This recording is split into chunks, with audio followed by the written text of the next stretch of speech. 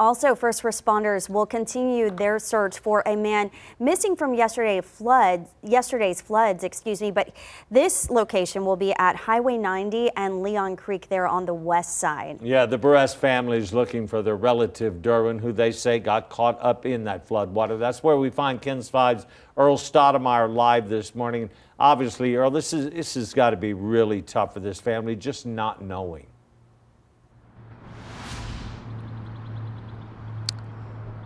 Audrey, Barry, it's very devastating for a family to identify a car their loved one was in upside down in the water. But even after verifying the car with first responders, they're still looking for their loved one. So the San Antonio Fire Department, they were here at Highway 90 and Leon Creek after 3 yesterday afternoon. After high water was reported in the area, the department said it took them a while to clear the vehicle because of the high water level and fast flow. They had to end the search near 8:45 last night because it started to get dark and unsafe. Still, the family is desperate for answers.